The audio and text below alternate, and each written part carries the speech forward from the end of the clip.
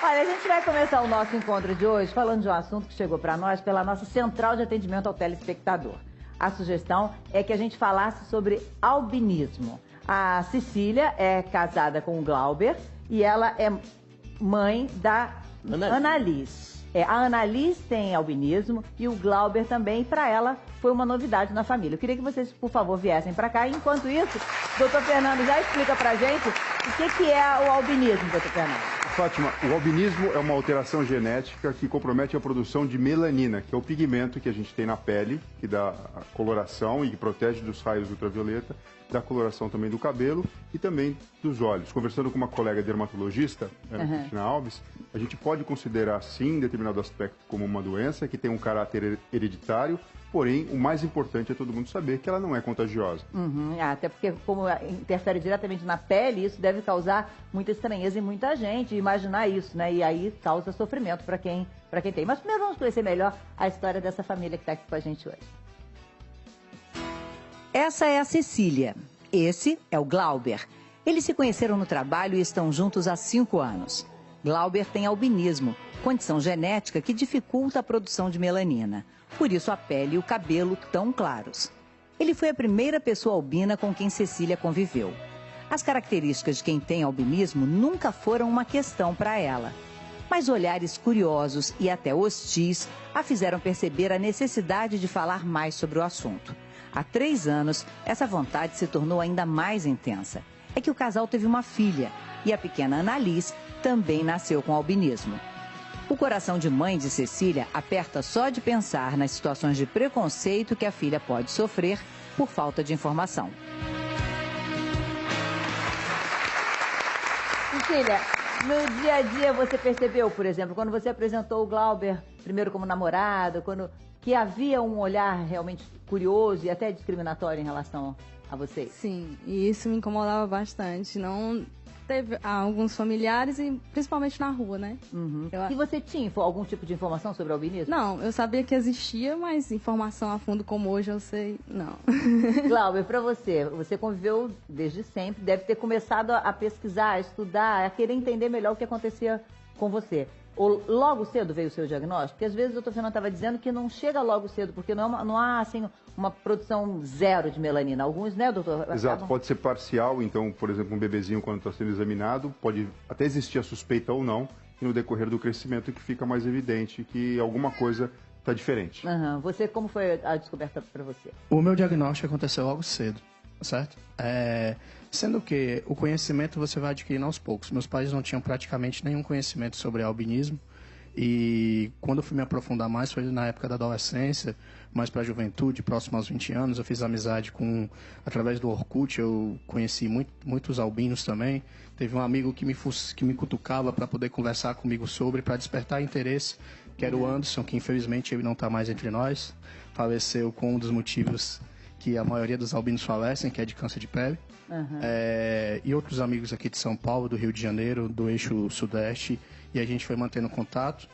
Montamos esse grupo no Orkut e hoje ele está no Facebook. Utilizamos esse grupo para disseminar conhecimento, principalmente para as famílias quando tem filhos albinos, e partiu para o WhatsApp também. Nós temos grupos exclusivos de albinos, temos grupos de pais de albinos e assim nós comunicamos bastante em relação ao tema. E qual é a maior dúvida em relação que você percebe? O que eu percebo principalmente está relacionado às características, Fátima.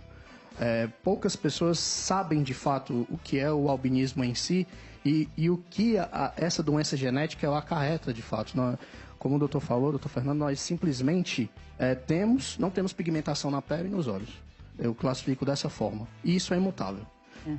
Por exemplo, a falta de entendimento que a visão subnormal é incorrigível é um ponto que é levado bastante em questão. Por exemplo, a Liz na escola, durante muito tempo, os professores, por falta de conhecimento, ela tem que mudar de óculos, para usar o óculos para melhorar.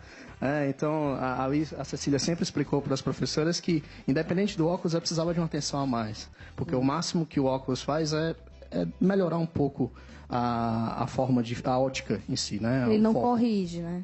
Então Só ajuda. Diferentemente do que para outras pessoas, que o óculos te dá uma mesma condição de enxergar igual, como se a sua visão eu fosse sou perfeita. míope, no caso ele corrige a minha miopia, eles não. Não. O óculos, então, qual seria o papel? Então, Ele ajuda, mas o detalhe é que uma parte importante dos olhos, que faz o filtro da entrada de luz, ela não existe. Então, a entrada de luz ela é muito grande. Então, isso interfere no próprio desenvolvimento da retina, das vias ópticas e até do entendimento da imagem no lobo occipital do cérebro. Então, a descoberta precoce é muito importante, porque se você não sabe disso, você expõe essa criança ao sol, que é aquela coisa natural que toda mãe vai colocar o bebê um pouquinho no sol, e mesmo um horário cedo pode ser ainda mais prejudicial para uma criança que tenha albinismo. Exato, e o que fica claro é, o indivíduo com albinismo ele precisa de um acompanhamento com dermatologista, por motivos óbvios, mas também com oftalmologista.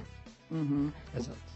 O que você gostaria, por exemplo, que nós aqui soubéssemos, que quando a Cecília e você também, Cecília, o que você acha que é muito importante saber logo sobre a questão do albinismo? Eu acho que o mais importante é esse entendimento de que o albinismo em si ele acarreta na não produção de melanina na pele e nos olhos e, consequentemente, o albino ele não pode se expor ao sol sem proteção de forma alguma e com proteção, mesmo assim, tem que tomar cuidado, tem que se usar a blusa de proteção solar, ele também tem que colocar protetor nas partes que não está coberta, repor esse protetor, isso é natural. Um ponto que é importante, eu acho que eu gosto de trazer sempre em questão quando eu tenho uma oportunidade, é relacionado ao protetor solar, certo? Aqui no Brasil, a carga tributária que é tratada em proteção solar, ela é cosmética. E a carga tributária de cosmética ela é altíssima. Então, podemos dizer que mais de 60% do valor de um protetor solar ele é de tributos. E isso tem um impacto no bolso, principalmente das pessoas, da grande maioria dos albinos que não tem uma condição financeira muito bacana. Para você entender, no Brasil não existe um censo de quantidade de albinos que existe. Nós conversamos também com outros dermatologistas, ninguém tinha esse número realmente. Ninguém tem esse número, mas nós estipulamos entre 5 e 10 mil. Números que nós levantamos, tentamos fazer entre nós, fomos em associação. Na Bahia tem uma associação que trabalha muito forte, que é a Paula, que é bom sempre trazer em consideração os trabalhos que eles fazem. Eles foram pioneiros na causa albina. A Paula, que é a Associação de Portadores de Albinismo da Bahia, que eles tentam auxiliar as pessoas que estão em região extrema. A Bahia é um estado muito grande e na área de sertão muita gente não tem a informação. E os albinos, eles trabalham na roça. E sem proteção solar alguma, eu costumo dizer que o tempo de vida dessas pessoas, elas é de 30 a 40 anos. Infelizmente, por falta de conhecimento e por falta de oportunidade de saúde pública. No caso de vocês, quer dizer, o protetor solar não poderia ser encarado como cosmético, mas como remédio, como medicamento, É um né? medicamento. E os óculos escuros também, né, Fátima? Os óculos de sol também. Papel. E, quer dizer, teria que haver um tipo de política pública voltada para a questão dos albinos, né? Porque eu imagino a quantidade que vocês gastem, né? Você tem noção de quantos tubos de protetor solar você gasta? 2 a 3. De quanto em quanto tempo? Um mês e mês. Para ela? Para eles dois. Para eles dois. Quer dizer, o custo realmente é alto, né? Porque um protetor solar que realmente tem um fator de proteção. E são aqueles mais altos, né? Qual o que são fator mais que tem caros, que geralmente. ser? Qual o fator que tem que ser? 70 para cima, se existir. Porque a gente tem recomendação. alto. Todos nós temos tenho recomendação. melanina excessiva. Uso 70. Pois é. Porque eu não posso mudar a cor por causa da linha de maquiagem da novela. E também porque essa altura do campeonato com 62 tem que proteger para não engilhar tudo. Então, assim, eu uso o 70. O meu filho, que é bem claro, usa o 70. Então é complicado, imagina. Mas a gente acaba, a gente acaba podendo até ter a opção, se um dia acabou, eu posso sair sem ter, né? Mas no caso deles, você não tem como, né? Você precisa realmente estar o tempo todo com essa conscientização. Tem toda a questão de você explicar isso para ela, né? Porque imagino que não sei. Eu lembro de passar filtro solar em criança. Sai correndo pra lá, você vai com spray, vai pra lá, e não é fácil. Sim, ela já até acostuma, ela mesma, às vezes quando eu esqueço, ela, mamãe, o protetor, passa, ela já vai na gaveta, pega a blusinha do sol, que mesmo com protetor, às vezes a gente coloca já a blusinha também, o óculos, ela já pede. A gente tá nesse outubro laranja, que é o mês exatamente de conscientização, né, em relação ao câncer de pele que você falou, né? E imagino a preocupação que deva ser realmente para vocês, com acompanhamento constante, com observação. E a gente nota que ela tem, assim, ela não tem nenhuma marquinha, nada. A gente nota que ela tá bem protegida mesmo, né? Mas quando faz diferença ela ter começado assim, né? Porque se ela já tivesse tido algum tipo de, entre aspas, queimadura, já seria diferente, né? Já. Sim, a gente tem todo cuidado com ela, principalmente para que ela tenha esse entendimento. Eu costumo dizer que a Luísa ela foi uma oportunidade de Deus para a vida da gente, porque eu acredito que seja muito melhor um albino nascer de outro albino que já tenha consciência de tudo que tem que ser feito do que não albinos. Você, na sua família, você é o único? De que eu tenho conhecimento, sim. Agora 2, né? Lindo. Eu falei outubro laranja, né, gente? É dezembro laranja, né? Só pra não é outro. Você tá gostando de participar aqui, Annalise, tá? Tá? Ela canta muito. Né? Ela canta muito? Cantando ali. Bom, então vai gostar de conhecer a Heloísa. A Heloísa é atriz também, tá estudando teatro. Vem pra cá, Heloísa. A Heloísa... Heloísa, você também é a única da sua família com albinismo? Sim, que eu tenho conhecimento, sim, a única. São quantos irmãos? Como é que é a família? Somos em 4, 3 meninos mais velhos e eu, a única menina albina. Agora, doutor Fernando, então a descoberta é só quando nasce mesmo. Não tem nada no exame pré-natal que possa já dizer? Por enquanto, não existe isso. O que a gente tem dos livros tratados de medicina e dermatologia é um cálculo de incidência de 1 para cada 20 mil nascimentos. Então, é lógico, se você tem alguém que é próximo e albino, você pode, enfim, ficar mais de olho, até fazer uma consulta com um geneticista ou coisa assim, mas o surgimento espontâneo da manifestação do albinismo, ele muitas vezes pode ser imprevisível. Me diga uma coisa, em relação a você sentia esse olhar de discriminação também? Sim, senti muito na adolescência e na fase adulta agora. Quando criança, a gente sente muito, mas não sabe muito bem o que é, né? E na fase da adolescência isso ficou muito mais forte. Eu sentia bastante esse olhar, principalmente tentando entrar no mercado de trabalho. Nessas questões eu senti bastante. Você achava que a sua avaliação ela era diferente por conta da sua condição? Sim, isso não ficava explícito, assim, sempre muito pelo olhar mesmo das pessoas, um certo desconhecimento, a falta de informação. Então isso ficava bem forte, assim, mas de uma forma implícita. Em algum momento você já teve que explicar, Cecília, ou você, isso que o doutor Fernando falou, que não é contagioso, que as pessoas achassem que fosse uma questão de um problema de pele? Teve? Já. Mães que tentam explicar de modo errado que é uma doença. Aí eu vou lá. No começo eu tinha mais assim, como eu ainda tava aprendendo e pegando um jeitinho, aí eu tinha uma. Tipo, eu ficava com raiva e não falava, ignorava. Hoje eu tento passar mais o conhecimento, né? Pra melhorar mais. Então eu vou lá e explico que é uma mutação genética, não pega, pode deixar os seus filhos brincarem com a minha filha, não vai pegar. E aí eu explico e vou passando esse conhecimento. Hoje eu tenho mais essa ação. Você também se sente uma multiplicadora, assim, de informação? Então, Fátima, na verdade, eu hoje venho buscando essas informações, porque a minha família não tinha muita informação sobre o albinismo.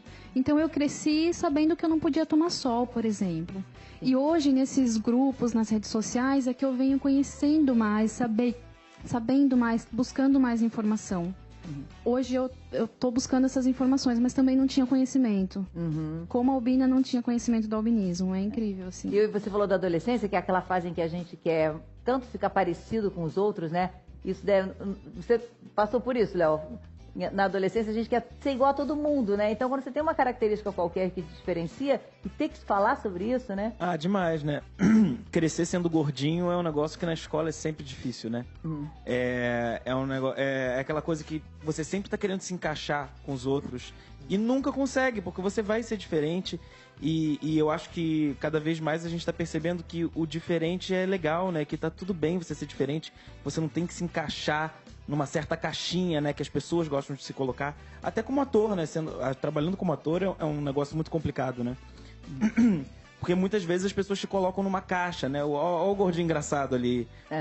E é isso. Não é só na adolescência, né? Eu acho que é uma coisa que acompanha a gente na vida inteira. Eu acho que quando a gente vai ficando mais velho, vai ficando mais fácil de lidar, né? A nossa cultura é muito de rotular, na verdade, né, Fátima? Verdade é essa. Eu era bem magra, muito, muito magra na adolescência. E aí tinha aqueles apelidos. Espanador da lua, pau de virar tripa e tudo mais. E era uma pessoa, né, comum como qualquer outra. E aí a gente sempre fez o gordinho, o pretinho, o amarelinho.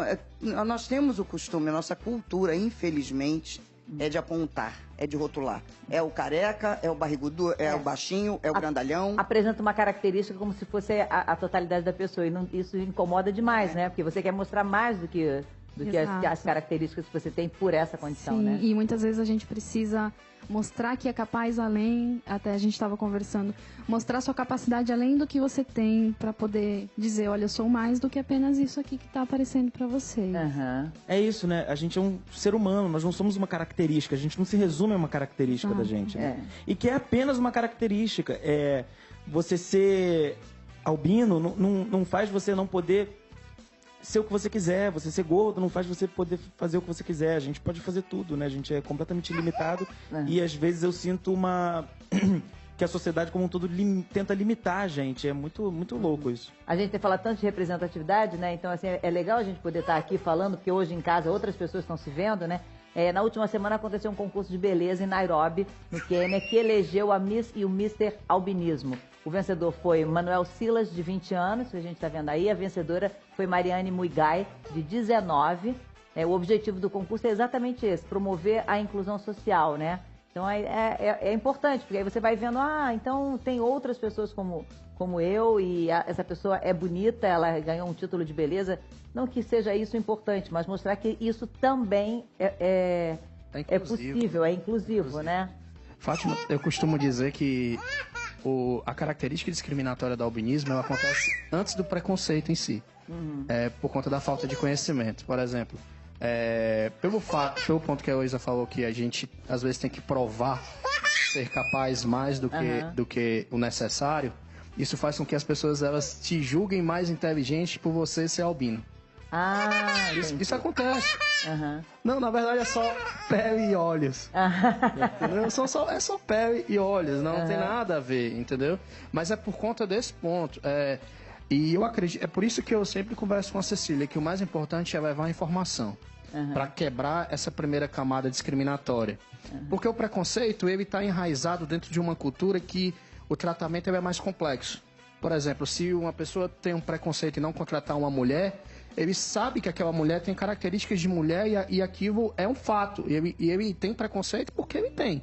O albinismo, esse processo discriminatório, ele está antes dessa camada. Isso é pior ainda, porque você tem que passar pelo cenário de evolução, de conhecimento, para depois quebrar a barreira do preconceito. Nós enxergamos dessa forma e é por isso que nós procuramos sempre levar a informação, o máximo de informação possível. A gente, Roberta, na música, a gente tem dois nomes que ela, né, Sivuca e Hermeto Pascoal, dois gêneros, ele falou que parecem mais inteligentes. É porque a gente tem, por exemplo, na música, dois caras geniais, né? Geniais. Ligadas que são albinos, né? E daí eu acho que leva, baseado a eles, assim, leva a crer mesmo, né? Não é? Que sejam realmente diferenciados, né? Que eles realmente são bem à frente, né? À frente, assim, é longe mesmo. É muito curioso que a gente pesquisando para falar sobre esse assunto. Hoje você, desculpe, voltei aqui, hoje você está trabalhando, né? Sim, hoje eu sim. E estuda para teatro, artes cênicas? Isso, estudo artes cênicas. E já estou inserida no mercado de trabalho, mas com muito custo, assim. Posso dizer que não foi fácil, não. Você também sentiu essa dificuldade para o trabalho? Daria para falar umas 5 horas aqui, Fátima. É mesmo? Porque eu precisei trabalhar muito jovem e procurei emprego de tudo que foi jeito e não conseguia. Até que eu bati na porta de uma funerária um dia. Rapaz, emprego eu não tenho não, mas se você quiser vender esses planos, ele me deu 10 formulários para vender. Eu fui bater de porta em porta e aí começou a minha carreira até hoje. Hoje eu sou um profissional de marketing, tenho uma carreira consolidada já no mercado, trabalho na parte de inteligência de mercado, mas o processo até chegar foi muito trabalho. Espero que você fique animado ouvindo o que ele está falando. Foi trabalho, mas chegou lá, né? Com certeza. Muito bom essa troca, muito bom. E assim, outras pessoas que estejam vendo. Quando a gente estava pesquisando, né, André, a gente viu que o albinismo também acontece no reino vegetal e no reino animal, que a gente não imaginava. Exatamente o que prova que é uma condição, uma alteração genética mesmo que acontece, né? E aí a gente separou algumas imagens de animais para a gente ver, olha só. São várias espécies, leão, canguru, jacaré. E a gente conversou com um parceiro nosso, que é o veterinário André Sena, sobre o albinismo no animal. E ele disse que eles também têm ausência de pigmento parcial ou total. Isso traz problemas para eles em relação à adaptação de camuflagem. porque fica muito mais fácil para os predadores, por exemplo, ver um cervo branco, por exemplo, ele não consegue se camuflar ali no meio das árvores, né? E a mesma coisa quando são animais domésticos, que eles carregam genes que podem levar a diabetes, a doenças metabólicas, então, e também, obviamente, a questão do câncer de pele. Então, para os animais domésticos é recomendável até o uso de filtro solar também. E não expor em horário de sol forte. Eu nunca tinha visto, ou se tinha visto, nunca tinha pensado no animal como se fosse uma característica do albinismo. Né? É engraçado você ver o pavão branco, e todo mundo sempre diz, nossa, que o pavão branco é lindo por ser diferente do pavão normal, comum, né? E aí, agora, eu não sabia, por exemplo, que ele era um albino, né? A gente sempre elogiou demais como se fosse um pavão rei, diferente do outro, né? Vocês já conheciam esse? Já, a gente força bastante sobre isso. Você se considera assim, quase como um especialista, né? Porque eu imagino que você teve a ler sobre tudo, falar... porque o fato da relação e dessa necessidade de explicar para as pessoas faz com que a gente tenha que ter esse conhecimento, Fátima. Eu costumo dizer que eu levei o albinismo de uma forma muito natural, certo? Então, eu nem sei que eu sou albino muitas vezes, sabe? Então, isso para mim é um ponto que eu tento levar para que as outras pessoas elas também tenham esse entendimento que é algo natural, sabe? Esse é um ponto interessante, até porque culturalmente no Brasil nós temos um posicionamento que as nossas políticas, a gente busca sempre a questão o igualitário e meritocrático. Na verdade, as políticas têm que ser inclusivas. Com certeza. As políticas têm que ser inclusivas porque as pessoas têm características diferentes e essas características elas têm que ser levadas em consideração. Se você tratar todo mundo igual, pessoas diferentes igualmente, você não está sendo justo, né? Você não está sendo justo. É verdade. Esse é um fato que é importante que nós sempre lembremos que essa empatia, a nossa empatia está relacionada a isso. Nós, como seres humanos, nós precisamos tratar disso no dia a dia e precisamos nos cobrar disso no dia a dia. Então, é um ponto que a gente tem que levar em consideração. E no albinismo isso é muito necessário. Porque, como eu falei, para mim é fácil, hoje, falar sobre isso. Mas tem muitas pessoas no interior do Nordeste, nas cidades mais distantes de São Paulo, que não têm essa informação, não têm as oportunidades inclusivas, entendeu? Que muitas pessoas têm como um todo e são simplesmente esquecidos, porque no Brasil o que são 10 mil pessoas num universo de 200 milhões? Não é no Maranhão. A primeira vez que eu fui aos Lençóis, quando nós estávamos chegando, sobrevoando, me mostraram do avião que tem uma aldeia de albinos, né? Ali bem no meio do nada, né? São os filhos da lua. Pois então é muito importante que vocês venham, que vocês nos esclareçam a todos o quão normal e para ser incluído de verdade, para que nós todos tenhamos essa noção e olhemos para vocês absolutamente como pessoas comuns e normais que só são diferentes na cor dos olhos e do cabelo e da pele. Mas com necessidades que precisam ser vistas, né? Com necessidades em relação... E a gente olhando no processo evolutivo, até fora do país, na África, em outros países, existem casos de crueldade, de fato, de assassinato, de perseguição, justamente por achar que a pessoa tem um poder sobrenatural. Culturalmente falando, sim, a gente está dentro desse processo de entender isso. É óbvio que a ciência precisa progredir para explicar o que é genética para as pessoas. Existem estudos sendo feitos com possíveis remédios ou medicamentos que possam aumentar a produção de melanina. A engenharia genética também tem o seu papel. Então, tudo precisa progredir junto. A ciência dá um passo, a humanidade dá um passo e a gente tem mais amor. É verdade. Muito obrigada pela sugestão, viu, Cecília? Obrigada. A gente já tinha falado de albinismo aqui, já tínhamos trazido modelos albinas, mas é sempre importante voltar ao tema e a gente conta sempre com a sua participação. Aí, que você que está em casa, que você mande pra gente sugestões de temas que você gostaria de ver discutidos aqui no nosso programa. Muito obrigada.